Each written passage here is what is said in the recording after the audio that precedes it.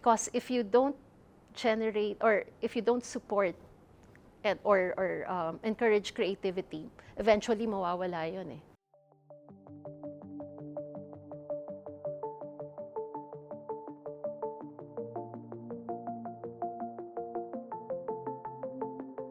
So my career path has never been towards a curatorial one. I thought I would remain to be a teacher and retire as one. But then there were circumstances that led me to different opportunities. Now I can say that my practice has a very strong grounding on being part of an institution, not as an independent curator.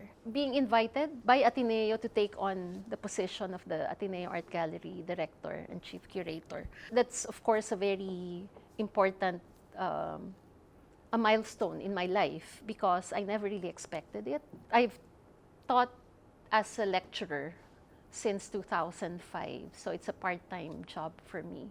I've worked with Ateneo Art Gallery for a few projects before, but being offered this position, I think, well, it was a surprise. It also marked, I think, a phase in my life. I had a major health scare, and after that, I started working full-time in the private sector. So parang interesting na magkakasunod yun. So I think that's an important milestone for me, no? And gave me a new direction in my professional career.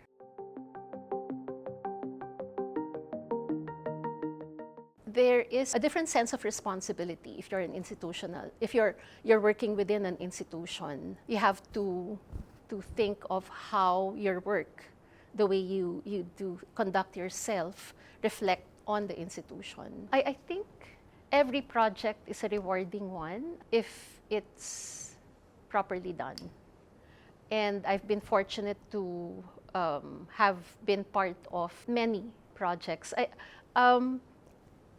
It's really the challenge is to get to the opening day. Of course, after the opening, you still manage the exhibition, but getting to the opening event, that's where the most of the challenges would happen.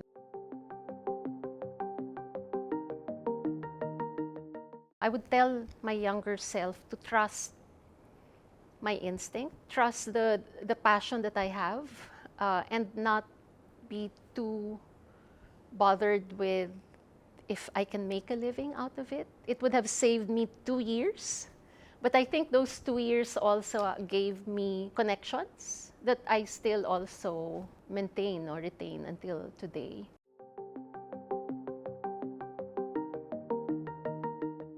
It's having respect to the artist. Being an art manager, art curator, you're not higher, no? You're not the person who should be highlighted. Curators, I believe, should also just be in the background because it's the artists and the artworks that really shape any project. Or rather, well, the curator has a hand in that, no? But it shouldn't be about you as the curator, but the ideas that you want to present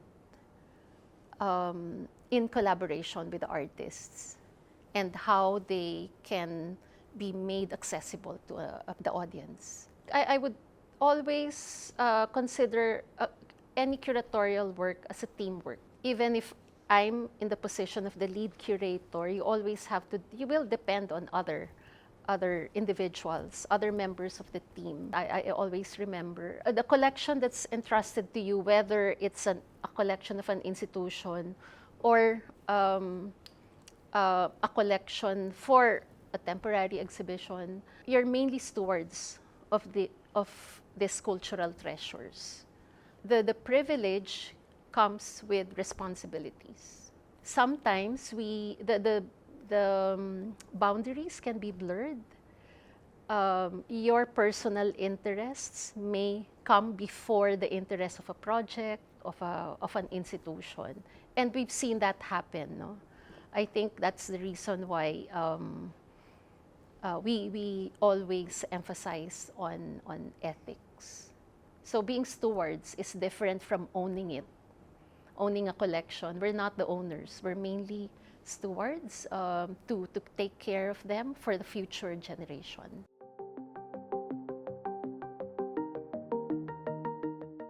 We have to consider that the museum is not just a space to be at awe with what you're looking at.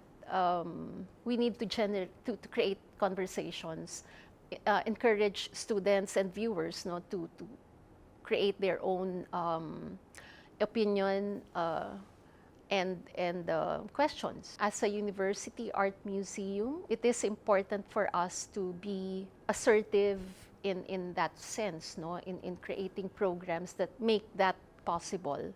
Also, we are quite conscious that exhibits are supposed to bring art and artists closer to the audience. The words that we use are also very important, the language that we use. Art by itself can be difficult to understand to many people who would visit a museum.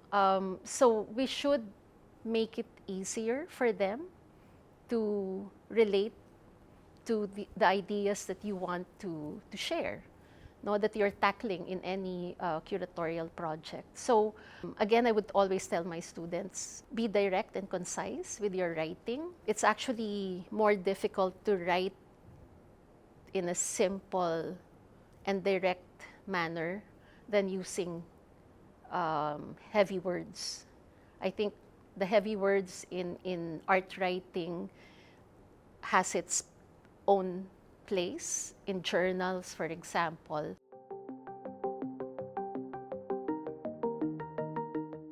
It's a bigger art scene. There are more players now, more universities producing good artists. That's why there are more young artists. And really creating an exciting art scene. The art scene, unfortunately, is also very much focused on the commercial aspect.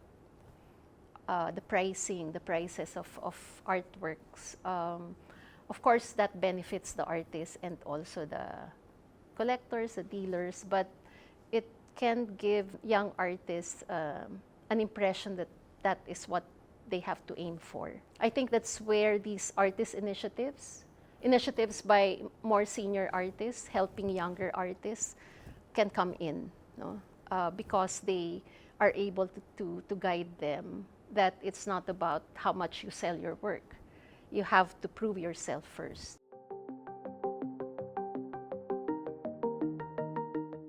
I think the question is, do we have to have just one identity? Government policies of promoting national identity has been questioned. I think it's good to have that to generate a variety of voices. That's what creativity is about. What's important is also to create room for growth among artists, whether they're young or established artists. We have to promote or encourage creativity, not just marketing the industry. If you don't support or encourage creativity, eventually mawawala yun eh. It's not just about how much they can earn in terms of income, but how much the creativity that is generated in different sectors.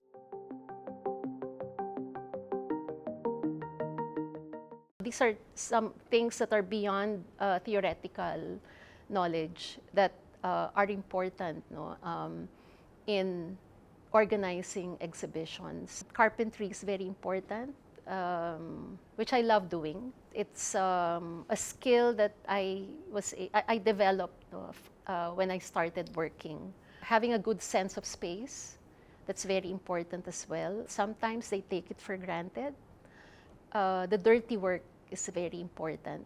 We need to go through that. The title or position of a curator has to be earned. It does not happen overnight. Actually, this semester I told my students in Introduction to Curatorship you cannot call yourselves curator after this class, or even after you complete your degree, because there's a lot of work and you cannot rush it. No? I think for this generation and a lot of curators practicing, it's easy for them to take on that title because it's fashionable, it's attractive, it has gravitas. But with that comes a lot of responsibility. Curators should empower artists, not overpower them or the works.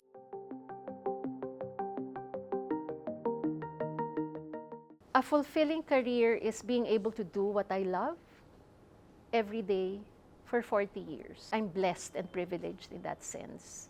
There are down times, very challenging moments, but in the end, having to complete, realize a project, work with very good artists, curators. These are the privileges that we have in this position and in this institution. No? So I'm very thankful to be given that, that opportunity.